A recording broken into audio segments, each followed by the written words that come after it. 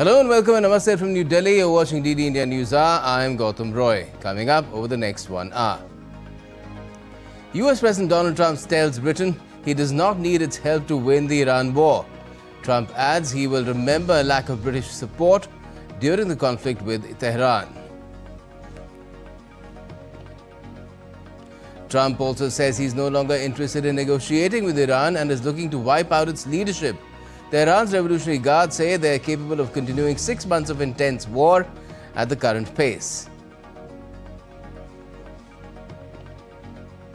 On International Women's Day, President Draupadi Murmu calls for collective commitment to create equal opportunities for women and shape a more equitable future. This year, International Women's Day focuses on rights, action and justice for all women and girls.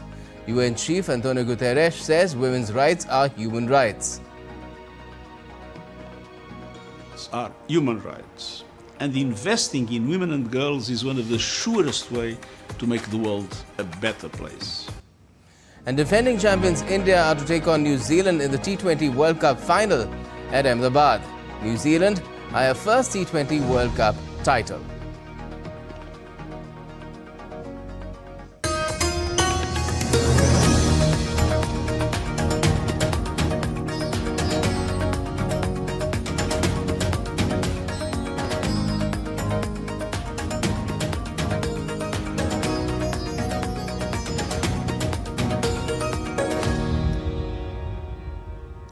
US President Donald Trump has criticized British Prime Minister Keir Starmer over reports that the United Kingdom was considering sending aircraft carriers to West Asia amid the ongoing conflict with Iran. In a Truth Social post, the US President said the UK, once a great ally, was finally giving serious thought to deploying 2 aircraft carriers, but added the United States did not need them any longer. He remarked that the US doesn't need people to join wars after they've already won, adding that he would remember the initial reluctance. Now, this post follows the UK Ministry of Defence's announcement placing HMS Prince of Wales on heightened readiness with a 5-day deployment notice, though no final decision has been taken. Prime Minister Starmer initially blocked US offensive use of British bases, but later approved limited defensive operations from RAF Fairford and Diego Garcia after Iranian missile threats to allies. US forces started utilizing these sites on Saturday to counter Iranian missiles. And Trump has said he is not interested in negotiating with Iran and raised the possibility that the conflict would only end once Tehran no longer has a functional military or any remaining leadership in power. Speaking to reporters aboard Air Force One on Saturday, Trump said the air campaign could make negotiations a moot point if all potential leaders of Iran are killed and the Iranian military is destroyed. Meanwhile, Iran's President Masoud Pezeshkian has said his country will be forced to respond to any attack from a neighboring country. Pezeshkian, in remarks aired by state TV on Sunday, said if Iran's enemies try to use any country to attack or invade our land, we'll be forced to respond to that attack. He further said that responding does not mean we have disputes with that country or wish to harm its people. We would be responding out of necessity. On Saturday, the president had apologized to neighboring countries hosting US military bases for attacks on their territory. And earlier, Iran's Revolutionary Guard spokesperson said that the armed forces of the Islamic Republic of Iran are capable of continuing at least a 6-month intense war at the current pace of operations.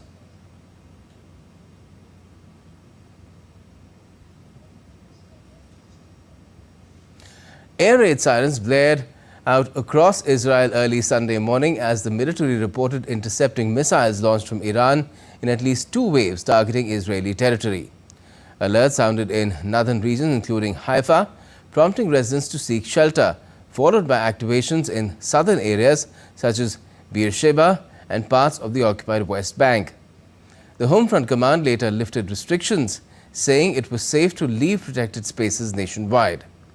Israeli air defenses successfully intercepted most incoming projectiles, with no immediate reports of damage or casualties from the latest barrage.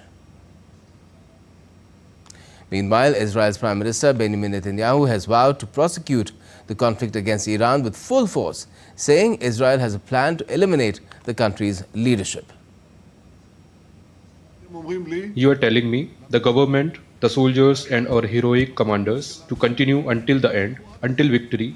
I would like to thank you from the bottom of my heart for your support, and I inform you we are continuing with all our force.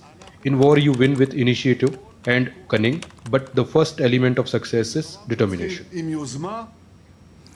Now, the West Asian conflict is in its second week and has intensified, with Iran launching missiles and drones across the Gulf. US and Israeli forces struck Tehran airport, oil depots and military sites. Iran claimed attacks on a US base in Bahrain and targeted shipping. Regional spillover also includes strikes in Lebanon, explosions in Gulf states and intercepted threats near Riyadh and Dubai.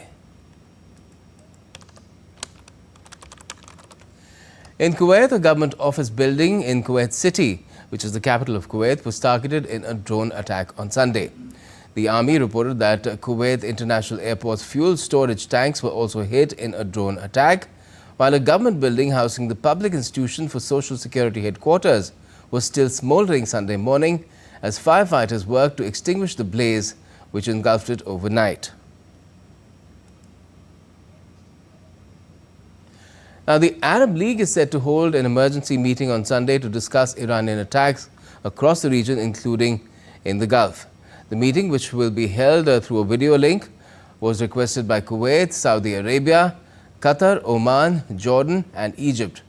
Arab League Secretary General Ahmed Abul Gheith had earlier condemned the Iranian attacks, saying that they are fully reprehensible and not only a blatant violation of international law and the UN Charter, but also an assault on the principles of good neighborliness.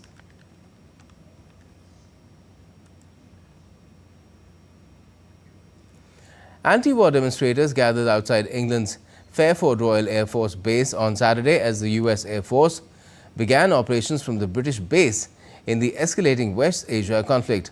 A B-1 Lancer bomber and a C-5 Galaxy transport were also seen on the runway. The UK government confirmed the US is using RAF Fairford and the Diego Garcia base for limited defensive operations to prevent missile attacks from Iran. Meanwhile, more than 1,000 people marched through the French capital of Paris to call for the liberation of the Iranian people. Demonstrations also took place across Europe, Africa and the Americas, with some protesting against Iran's current regime and others expressing support for its late supreme leader, who was killed in the first US-Israeli strikes on Iran. Now, EU leaders Antonio Costa and Ursula von der Leyen will hold a video conference with West Asian leaders on Monday to discuss the situation in the region. A spokesperson for EU Council President Antonio Costa said on Friday that the exchange will provide an opportunity to hear leaders' assessments of the situation and to discuss further support for the EU and its member states to countries in the region, as well as ways to bring the current conflict to an end. Earlier, foreign ministers of all 27 EU members discussed the situation in Iran and the broader West Asian region with their counterparts from the Gulf Cooperation Council in a video call on Thursday. China's Foreign Minister Wang Yi has addressed a press conference on Sunday during China's annual political gathering, which began this week, known as the Two Sessions.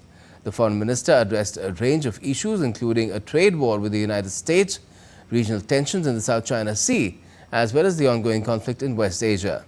Speaking at the press conference, the Foreign Minister condemned the ongoing US-Iran conflict and said that power cannot be abused.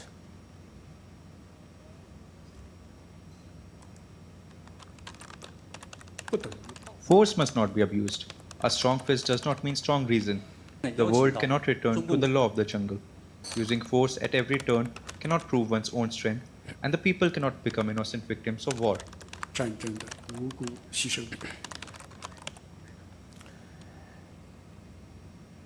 And joining me now to talk about the West Asia conflict is DD India's Amritpal Singh. Good afternoon to you, Amrit. Are we hearing a little too much of false bravado from both sides right now, both the US and Israel on the one hand and the Iranians on the other, in the face of a situation which is worsening day by day? That's right, Bob. You You hear a lot of rhetoric from both camps, and you're right, the situation is worsening by the day. It's entering a new escalatory phase where civilian targets are being attacked, the oil storage depots, desalination plants, infrastructure, civilian infrastructure, which has nothing to do with military assets or military infrastructure. Although military bases are being struck, in Kuwait, the Social Security Office was struck, and this is being done by both sides. The attacks by the US-Israel duo into Iran on civilian infrastructure, and by Iran into the civilian infrastructure in the neighboring Gulf countries. So that is a worrisome development, and if it keeps escalating this way, then it could, have large, very worrisome consequences. If desalination, water is a big problem in Iran. Water was a big problem, but the desalination plant that was attacked, 30 villages have gone without water. The same is the situation with almost all the GCC countries. So if, the big worry from, oil will become water. Food security anyway is becoming a big worry because of the closure or the restriction of the Strait of Hormuz. So, it's really getting a rung up the escalatory ladder, Gautam.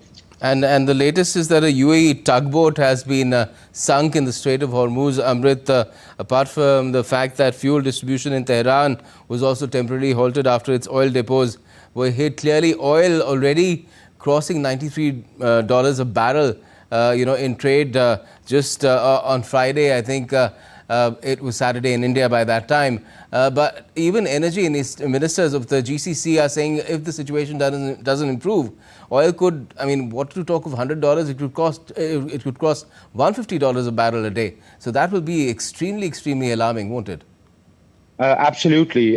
Given the fact that though technically Iran hasn't closed the Strait of Hormuz, there are ships passing through the Strait of Hormuz, but it's just a trickle because they have a stranglehold. It's just a 33-mile wide strait, which Iran controls. The Americans have said that they will, escort the ships. The Iranians said, okay, come. We are waiting for you because, once they attack the American ships, the Americans will attack them back. That will just increase tensions. And already the risk appetite of the world is at an all-time low. Insurers are not ready to insure ships. And even if they are, for example, 1% of the total ship cost is what the insurers are charging right now. Before the crisis, it was 0.16%. For Israel, US-bound ships or related ships, it's about 3%. So that is unsustainable for any business. They do not recover the cost. So it will create more panic, and that's what Iran is playing on. And so, as you rightly said, oil is going up. It's going to increase inflationary pressures around the world. The world is already reeling under the war going on in Europe. This could lead to a full-scale recession if this continues beyond a point. Then yes. Food security becomes an issue. The GCC or the Gulf countries import their food. They do not grow, because it's a desert land, they do not grow much food. So, food going into Saudi Arabia will become a problem. If this prolongs, it will have, grave consequences. And Iran knows that very well. And that is Iran's strategy, just to prolong it. It knows there is no parity in terms of military might between the combine of the Israelis and the Americans. But they know if they prolong it far enough, then they might militarily lose, but strategically win. Yes, certainly. Already the world is feeling a pinch on the LNG or LPG front, Amrit. But there have been condemnations of the military actions of either side, both the sides as well, calls for dialogue and diplomacy from multiple quarters, really. Now, how significant is this Arab League meet, which has been called later on Sunday? Yeah, today the Arab League is meeting. They're meeting with their foreign ministers. Are meeting over a video conferencing. This meeting has been called by Saudi Arabia, Jordan, Bahrain, and a couple of other Gulf countries. Essentially, they'll try and look at what the way forward should be as they are increasingly coming under attack. Do they want to still maintain a defensive position? Do they want to go into offensive? But looks like the statements emanating out of those countries. I think they would want to step up the pressure on the Americans to finish this fast, because the Americans can stay there and keep fighting. The Israelis are far away. Their supply chains are going on because of the Mediterranean. But, it is the Gulf or the GCC countries who are really getting affected, both by bearing the brunt of the drone attacks there and the damage being caused there, and also, cutting down on oil production because crude is not flowing out. Also, as I said, fertilizer, sulfur is not flowing out. Food is not flowing in. Their reserves are depleting. So for them, it's more important. So I think they will try and build certain sense of consensus on how to jointly react to the situation there. Gautam? Yes, Amrit, quite alarming. But let's see how things go. Thanks a lot for joining us for the time being. And still to come on DD India Newshour. Donald Trump attends a dignified transfer at Doha Air Force Base of 6 U.S. soldiers killed in the West Asian conflict.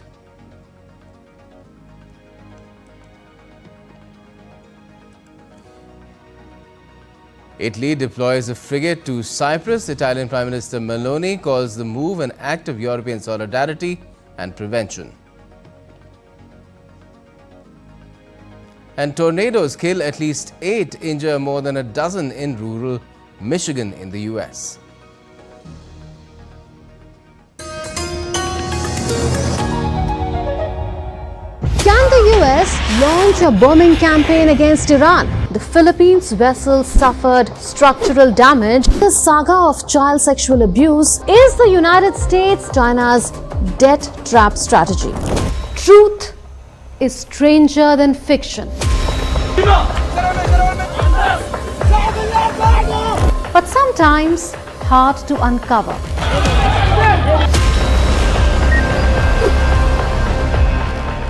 Trust us to tell the truth, unadulterated and pure, of every story that matters to you.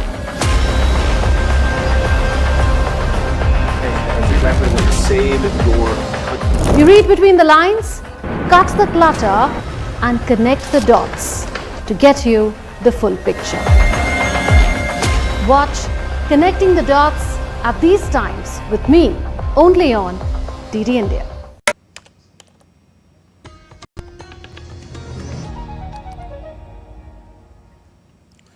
Welcome back. You're watching DD India Newshour. I'm Gautam Roy. Now, US President Trump and First Lady Melania Trump attended the return of 6 American service members killed in a drone strike, the first US troops to be killed in the West Asian conflict.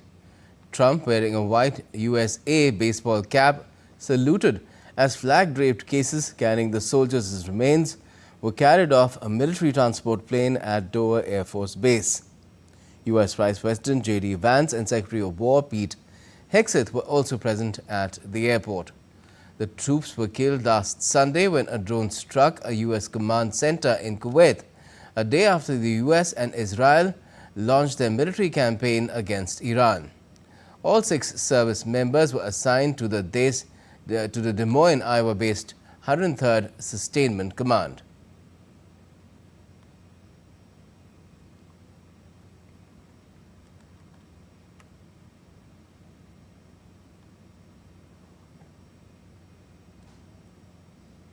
And now let's also get you a roundup of day 9 of the ongoing conflict in West Asia. US President Donald Trump rejects deployment of UK aircraft carriers to Gulf War. Trump says he does not need United Kingdom to deploy aircraft carriers to the Middle East. Trump wrote on Truth Social account, and I quote, "We don't need people that join wars after we have already won." US President Donald Trump says he is not interested in negotiating with Iran at this point. Trump adds air campaign could make it a moot point if all potential leaders of Iran are killed and the Iranian military is destroyed. Trump said, "At some point, I don't think there will be anybody left, maybe to say we surrender." China's Foreign Minister Wang Yi calls Middle East conflict a war that should never have happened. Wang said that as a sincere friend and strategic partner of Middle Eastern countries, China is willing to work with them to implement global security initiatives, restore order to the Middle East, tranquility to its people, and peace to the world. Iran's Revolutionary Guards says country's forces could fight an intense war for 6 months against the United States and Israel. The Guards, Iran's elite force, also said that they had targeted more than 200 locations related to American and Israeli bases and facilities across the region. Israeli Prime Minister Benjamin Netanyahu says Revolutionary Guards who surrender weapons will not be harmed. Netanyahu added that many countries suffering offenses from Iran have made contact and Israel stands with them. Saudi Arabia's defense ministry says it foiled drone attack on Riyadh's diplomatic quarter. No injuries reported. Dubai authorities said an Asian man was killed in western Al Barsha area after debris from an aerial interception fell onto a vehicle. Earlier, Emirates Airline briefly suspended flights to and from Dubai, with the authorities citing a minor incident resulting from a fall of debris after an interception. Bahrain says 3 people injured, material damage inflicted on university building in Muharraq following Iranian aggression. Bahrain's interior ministry says Iranian drone attack caused damage to a water desalination plant. Lebanon's health ministry says that an Israeli strike on a hotel in central Beirut killed at least 4 people, with Israel saying it had targeted commanders from Iran's Revolutionary Guards. In southern Lebanon, the official national news agency said at least 12 people were killed in 3 separate strikes overnight. Bureau Report, DD India. And Italy is sending a naval frigate to waters near Cyprus after a drone strike on a British base on the Mediterranean island raised fears of the conflict spreading. Italian Prime Minister Giorgia Meloni said the move was an act of European solidarity while making clear that Italy will not be part of the conflict. To ensure the security of the European Union's borders, we are deploying an Italian frigate to Cyprus, an act of European solidarity, but above all, of prevention. But our position is very clear. Italy is not part of the conflict and does not intend to become part of it. We are doing everything we can to reduce tensions and to see whether there is still a chance to resume negotiations. The Italian Prime Minister also said that Italy is working with major European allies to prevent further escalation in the West Asian region while taking steps to protect national interests and citizens. In these hours, we have promoted close coordination between Italy, France, Germany, and the United Kingdom, launching cooperation among 4 major European states to address the crisis together and strengthen diplomatic action. With French President Macron, German Chancellor Merz, and British Prime Minister Starmer, we have shared the need to work together to avoid, as much as possible, further escalation and to contribute to international stability. Now, the Indian Embassy in Doha has issued a separate advisory for those who are currently stranded in Qatar as tourists or short-term visitors due to cancellation of flights out of Qatar between the 28th of last month and the 7th of this month. Indian nationals are encouraged to fill in their details at the link provided by the embassy. It's also to be noted that this is only for the purpose of ascertaining the exact number and details of stranded Indian nationals who are not residents of Qatar. Those who have already submitted the details through the earlier link need not submit it again. After recognizing ground realities, the tone of President Donald Trump's administration has shifted. Earlier, it spoke about easing sanctions on Russian oil, but now it's thanking international partners and saying it's working with major global consumers and refiners to keep global energy markets stable. The statement has come from U.S. Treasury Secretary Scott Bessent. He said maintaining stability in the global oil market is a shared objective and that under Donald Trump's leadership, the United States is working with major producers, consumers and refiners along with international partners to keep energy markets stable while eliminating threats to safety and security. Secretary Bessent also thanked international partners who are working together towards this goal. In other news, Nepal's Rashtriya Swatantrata Party of rapper turned politician Balendra Saha secured a majority in the direct parliamentary elections. Counting is underway for 28 constituencies and final results have been declared for 135. The RSP has won 106 constituencies and is leading in 18 seats under the first past the post system. Nepali Congress has won 15 seats and is leading in another 3 constituencies. The UML has won 7 and is leading in 3, while the NCP has won 6 and is leading in 2 seats.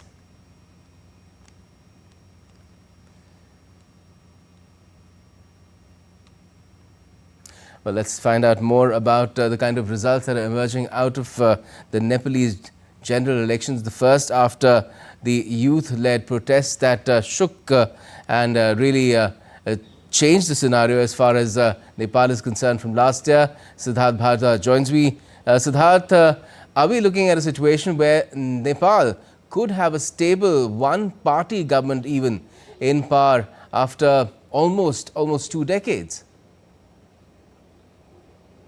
Oh, definitely, very much likely, Gautam, because after 2015, especially if we talk about Nepal as a history, wherein the government has always formed, using the coalition, but this time we can very much expect a single-party majority, in the form of Rashtriya Swatantrata Party, wherein Balendra Shah has been a hero for the entire Nepal, especially the youth and the Gen Z. What happened in September 2025, we all know, Gautam, the kind of youth-led protest that you also told our viewers that shook the entire country, economically as well and politically as well. After that protest, Gen Z united and they united for a cause. They wanted to see a change in the upcoming government. They wanted a good government. They wanted the government to focus on Gen Z, especially youth, take out more opportunities for youth and initiatives so that they can participate and they don't have to go outside in foreign countries to study as well as to work. They want to remain in their own country and they want to work. So Balendra Shah, they see him as a hero and they expect pretty much from Balendra Shah. They think that if Balendra Shah will be the Prime Minister of Nepal, which is very likely, the kind of results that we are witnessing, that he will do much, when it comes to welfare of the youth and for the Gen Zs as well. Because in Balendra Shah's manifesto as well, during the 15 days intense campaigning, he also promised somewhere around 1.2 million jobs for the youth and Gen Zs. He also promised to increase the per capita income and apart from that, insurance for everyone and some other things that he promised in his manifesto. So basically, these elections have shown that the Gen Z and youth have clearly given their mandate to Rashtriya Swatantrata Party and of course Balendra Shah, who's a rapper and politician and former mayor of Kathmandu as well. So basically, the results that we are seeing right now, it seems like that Rashtriya Swatantrata Party will get a 2/3 majority, something which has never happened in Nepal. Especially if we talk about after 2015. So yeah, clearly the results that we perhaps were expecting, although people were saying that earlier before the election that this could be anyone's game, but then some people are saying that they are loyalists and they are going for the old parties and they are going for the old political candidates, and we all know that this is a battle of old political parties versus new political party and political candidates as well. But then those protests which happened in September 2025 change the dynamics of these elections, and they were called before as well. So yeah, clearly a mandate which the people of Nepal has given to Balendra Shah, and he's very likely to become the Prime Minister of Nepal. The kind of results that we are witnessing, 108 he's already got in his kitty, and on 18 he's leading Rashtriya Swatantrata Party as per the results that we have right now, and counting is still going on for first past the post, and after that proportional representation for 110 seats. So let's see what happens, but the kind of results that we are witnessing, it's very likely that Rashtriya Swatantrata Party and Balendra Shah will emerge as a winner, and that too with a majority. And in history, for the first time in history of Nepal's election, it is very likely that a single party majority will be in power. Yes, that does seem to be the case. No government in Nepal has completed a full term since 2008, when the country eschewed monarchy, and chose to become a republic, got a new constitution as well, which is itself blamed for causing a lot of instability because of the system of proportional representation, the mixed system of first past the post and proportional representation. Let's see what happens now.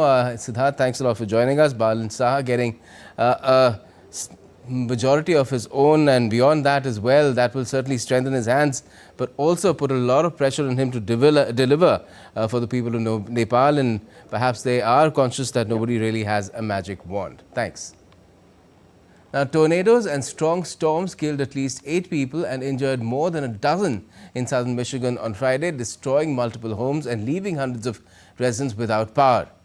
Tornado warnings were issued Friday for parts of Michigan, and social media videos from Three Rivers and Union City showed whirlwinds tearing roofs off buildings and lifting debris.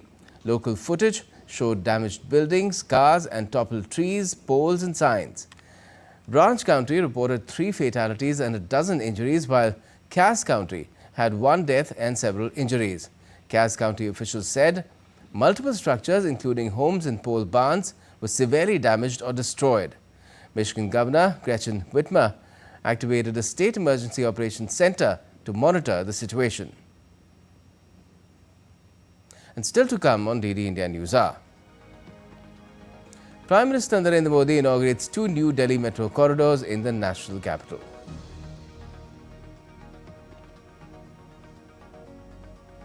And a report on the government's efforts to empower women on International Women's Day.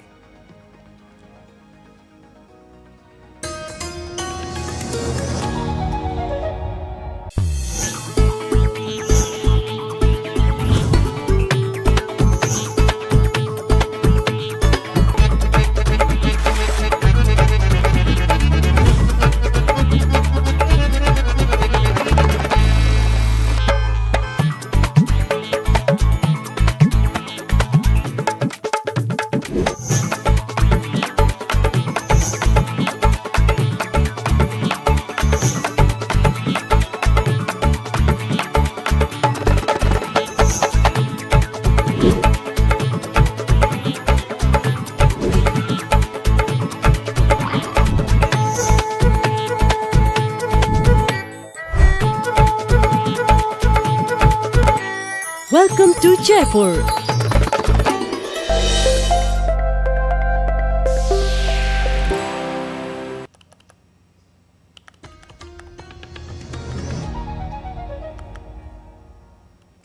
Welcome back. You're watching DD India Newshour. I'm Gautam Roy, and let's take another look at our top stories before going in further. US President Donald Trump has told Britain he does not need its help to win the Iran war. Trump has added he will remember the lack of British support during the conflict with Iran. On International Women's Day, President Draupadi Murmu calls for collective commitment to create equal opportunities for women and shape a more equitable future. And defending champions India to take on New Zealand in the T20 World Cup final in Ahmedabad. New Zealand eye a first T20 World Cup title. Well, the government of India is redeveloping 7 aging government housing colonies in Delhi through an innovative self-financing model which requires no funding from the public exchequer. Prime Minister Modi visited Sarojini Nagar in Delhi on Sunday as part of a major development initiative worth 33,500 crore Indian rupees. Prime Minister Modi personally handed over house keys to female allottees at the newly constructed General Pool Residential Accommodation Type 5 quarters and interacted warmly with both the women residents and the Shramjeevis who worked on the project. This visit marked the launch of General Pool Residential Accommodation redevelopment projects valued at 15,200 crore rupees across Sarojini Nagar, Netaji Nagar, Kasturba Nagar and Srinivas-Puri. These initiatives aim to deliver modern housing and enhanced infrastructure for government employees through a self-sustainable model. And the Prime Minister also inaugurated development projects worth around 33,500 crore Indian rupees in Delhi on Sunday. The PM also inaugurated and laid the foundation stone for Delhi metro projects worth 18,300 crore Indian rupees. He also inaugurated 2 new metro corridors and laid the foundation stone for 3 additional corridors under Phase 5A. The new routes will provide direct connectivity to key locations in the capital and improve travel for residents between Noida, South Delhi and the airport. And Prime Minister Modi also handed out PM Swanidhi cards, which provide working capital term loans to urban street vendors in 3 tranches. Now, as the world celebrates International Women's Day this year, the focus is on rights, action and the justice for all women and girls. UN Secretary General Antonio Guterres on Sunday wished every woman on the day and said, and I quote, "By fighting discriminatory laws and practices and defending the progress already achieved, we can ensure the dignity, opportunity and freedom of all women deserve. When we are not equal under the law, we are not equal. It's time to make justice a reality for women and girls everywhere." End quote. Rights are human rights, and investing in women and girls is one of the surest way to make the world a better place. Women and girls are changing the world. It's time to change the world for women and girls. President Draupadi Murmu graced the national-level International Women's Day celebrations organized by the Ministry of Women and Child Development at Manekshaw Center in New Delhi on Sunday. In her keynote address, the President highlighted the government's efforts to boost girls' education in schools and in higher education.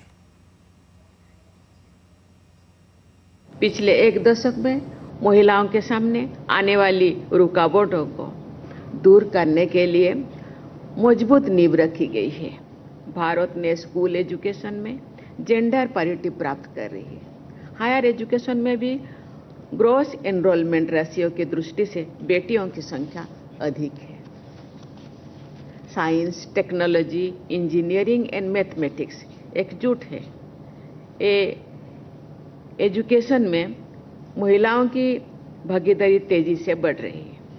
केंद्रीय budget 2026-27 में प्रत्येक जिले में एक महिला छात्रावास की स्थापना का प्रावधान किया गया है, जिसमें स्टेम की छात्राओं को अपने अध्ययन को जारी रखने में सहायता मिलेगी। And Prime Minister Modi has conveyed his warm wishes on the occasion of International Women's Day through social media platform X. The PM has said, and I quote, "On International Women's Day, I extend my greetings to all our Nari Shakti. Across every field, women are shaping India's progress with determination, creativity and unmatched zeal. Their achievements inspire our nation and strengthen our collective resolve to build a Viksit Bharat. The empowerment of women is at the core of our various schemes and initiatives. We remain committed to creating opportunities that enable every woman to realize full potential and contribute to India's journey of development." Unquote. Now, on the occasion of International Women's Day, we celebrate the achievements, resilience and contributions of women who continue to shape a stronger and more inclusive India. Across sectors from science and entrepreneurship to governance, defense and sports, Indian women are excelling and making the nation proud. Take a look.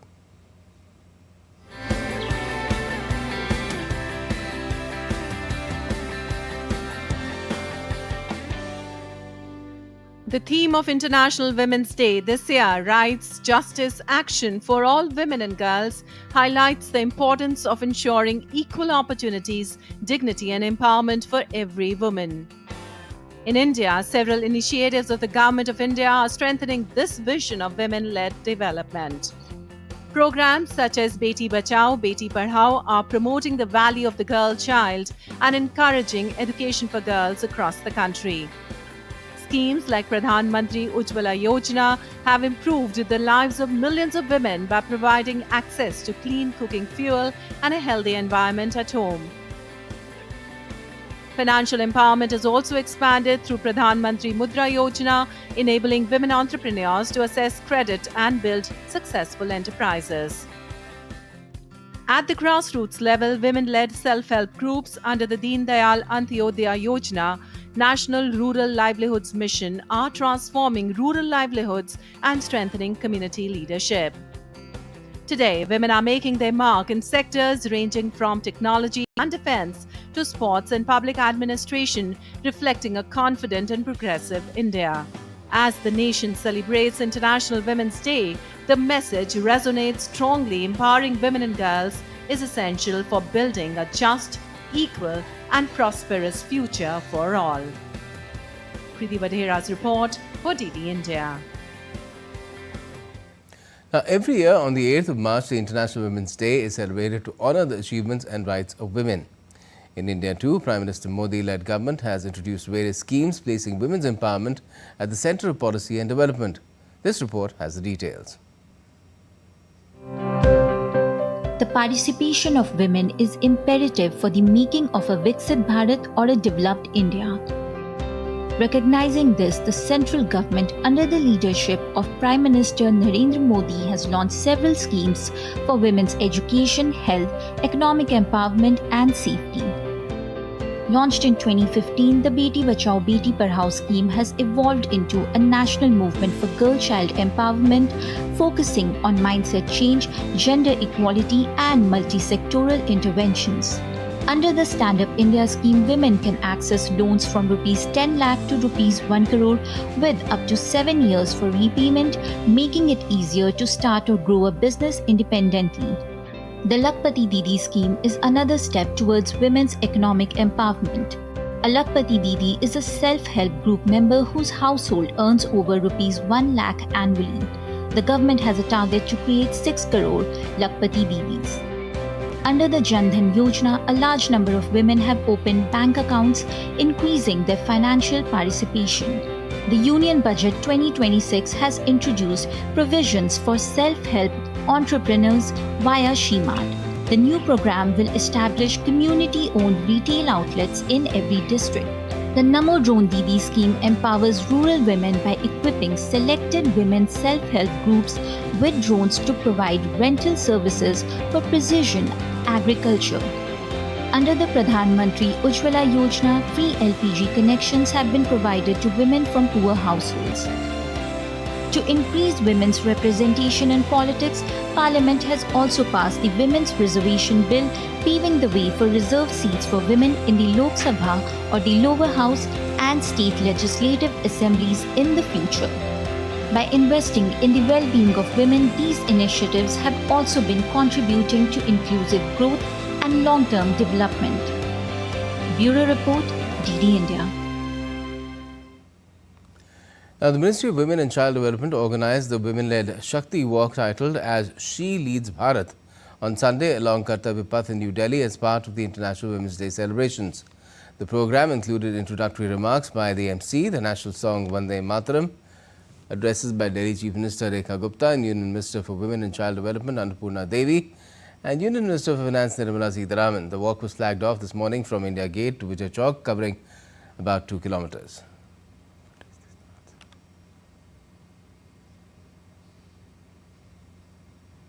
Now, in a move to inspire and empower women, My Bharat Kendra organized a special International Women's Day celebration under its Asmita program.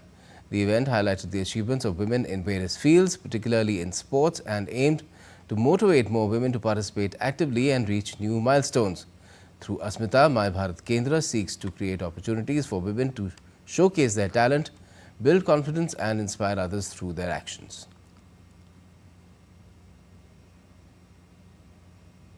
Marking International Women's Day, the 8th edition of the Zydus Pinkathon was organized at Jawaharlal Nehru Stadium in New Delhi, celebrating women's health and fitness. Delhi Minister Ashish Sood attended the event, which witnessed enthusiastic participation from women across the capital. More than 10,000 women took part in the run across multiple race categories, including ultra distances of 50, 75 and 100 kilometers. The initiative highlighted the growing focus on women's fitness in line with the Fit India movement promoted by the government under Prime Minister Modi.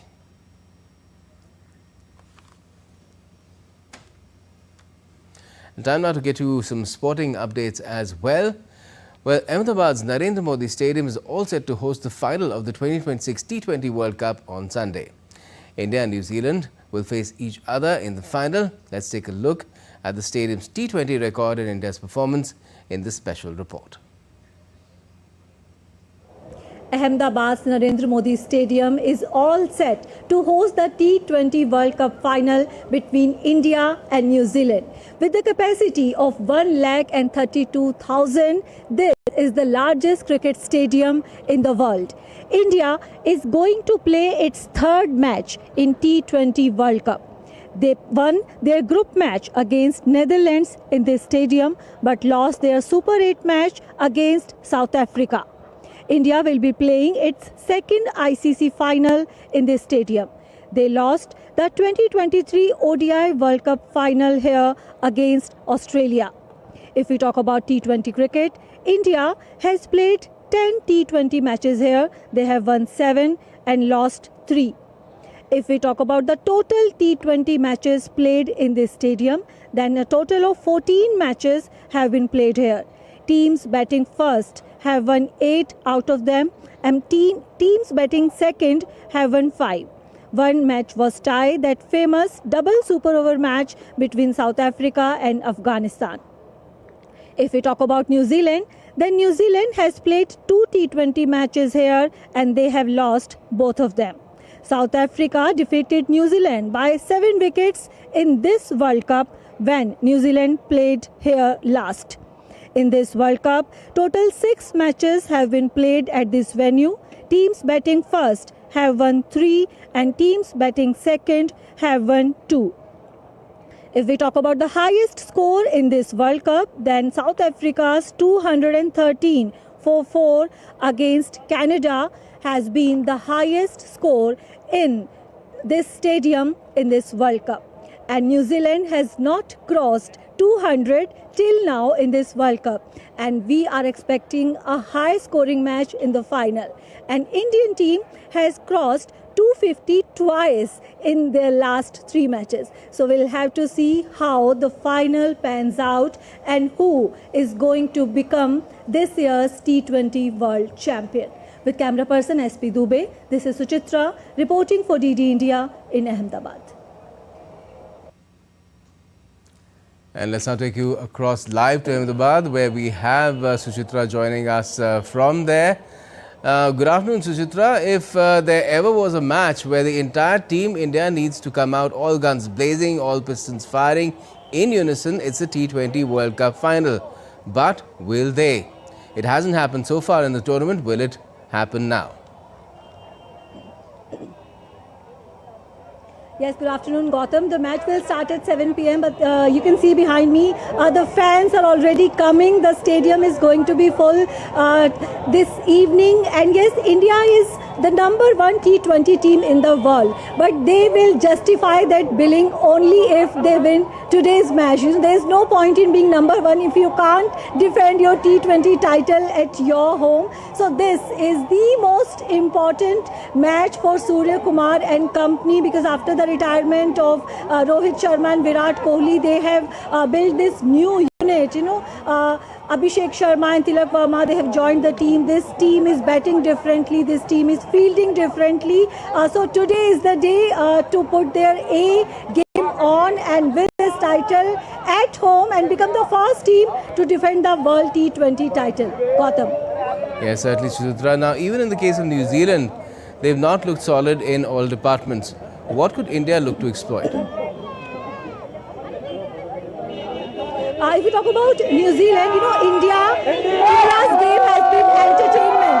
And if we talk about New Zealand, they are too dependent on their openers. So, Dean Seifert and Finn Allen, they are contributing most in New Zealand's victories. If India can take some early wicket, then it can be a very dangerous spot for New Zealand, because they are very reliant on their openers. And I have some fans with me here who want to talk about the match, and fans have come all the way from US, from Bangalore and from Mumbai. So a mixed crowd, I can say. What do you have to say about the match? Who's going to win? India is definitely going to win. We were here in 2023 World Cup final, got disappointed versus Australia, but today we're going to win and take the trophy back and be the champions that we're all waiting for. Any particular players? What is your expectation from today's match?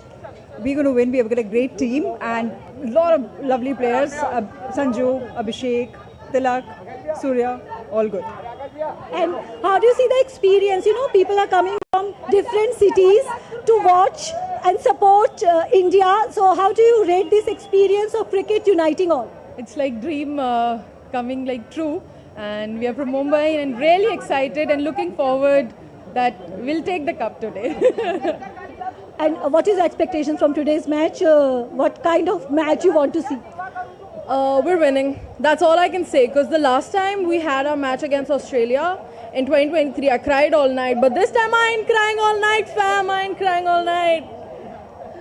So Gautam, you can see the fans have come from Mumbai, from Bangalore and from US to support India, and this stadium has a capacity of 132,000, so that more than 1 lakh Indian fans, they are going to be 12th man for India, and with their support we can just hope that India will defend its World T20 title. Gautam. Yeah, I can already see you're struggling with the noise around you, Suchitra, but it's nothing compared to how it's going to be later on in the evening. But just tell us before I let you go as to how critical will the toss be, winning the toss for either team, and will dew be a factor tonight? Gautam, in the last two matches against Netherlands and against South Africa, dew was not a factor, and the center pitch is going to be used for today's match. It's going to be a mix of red soil and black soil, so it's expected to be somewhat like a Wankhede pitch. So we are expecting a high-scoring match in the finals. That 2023 World Cup final that we lost, it was played on black soil, and the only match on this center pitch played in this World Cup has been the Canada-South Africa match, and South Africa scored 213 in that match. That is the top score in this tournament so far.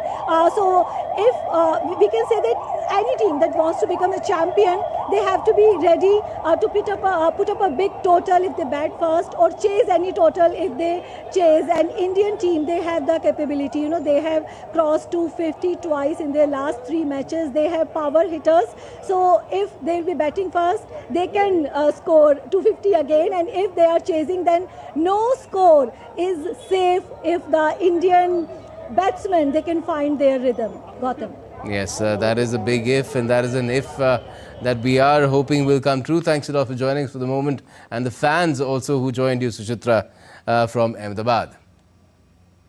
Now, Surya Kumar Yadav's men are just 1 win away from creating history, while the Black Caps are chasing their maiden T20 World Cup crown in Ahmedabad. Here's more.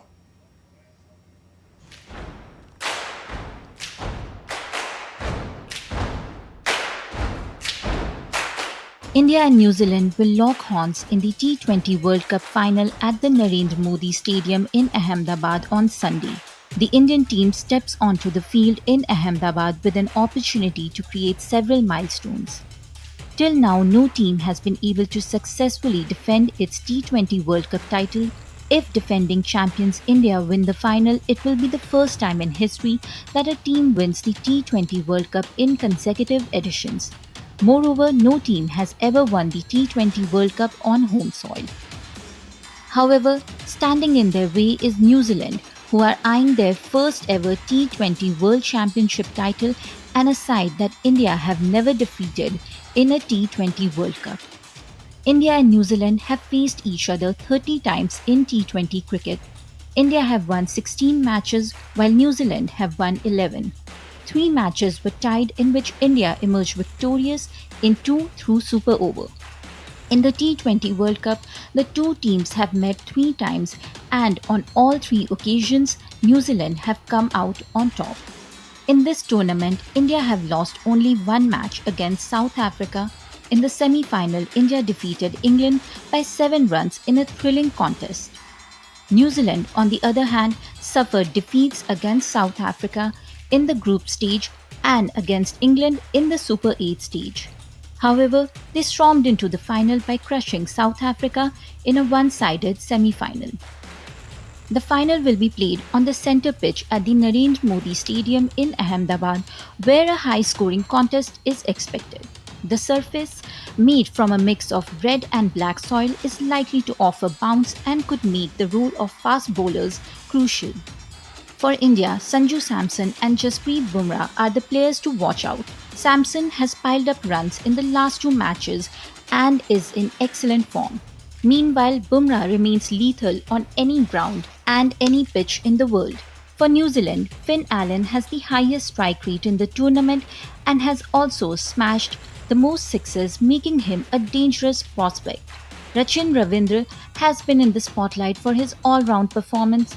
With 128 runs and 11 wickets, he has emerged as a major impact player in the tournament. India have played a total of 10 T20 matches at the Narendra Modi Stadium in Ahmedabad, winning 7 and losing 3. New Zealand have played 2 T20 matches at this venue and have lost both. In the current World Cup, India have played 2 matches here, beating the Netherlands while losing to South Africa. In 2011, India became the first team to win the ODI World Cup at home. This time, India has the chance to become the first team to become the T20 World Champion at home. Let's just hope that on Sunday, in the largest cricket stadium in the world, India will become the first team to defend the T20 World Cup title and winning the T20 World Cup at home. With camera person SP Dubey, this is Suchitra reporting for DD India in Ahmedabad. Now away from cricket, a massive nationwide athletics league at 250 locations was held under the aegis of the Union Ministry of Youth Affairs and Sports Asmita program to celebrate International Women's Day. Government of India's flagship Sports for Women initiative Asmita stands for Achieving Sports Milestone by Inspiring Women Through Action. The event was organized under the aegis of the Ministry of Youth Affairs and Sports and the Sports Authority of India and My Bharat. It highlighted the importance of women's empowerment through sports and fitness, bringing together athletes, youth volunteers and participants to celebrate the spirit of strength, resilience and healthy living. That's all we have for this edition of DD India News Hour. But let us know your thoughts on the news of the day. And for those on the go, you can get all the latest news and updates from India and across the world on DD India's mobile app. It's available on both Android and iOS. Just scan the QR code on the screen to download the app right away. And we'll be back with more news as it breaks here on DD India. I'm Gautam Roy, and from all of us here in Delhi, thanks for watching DD India News Hour.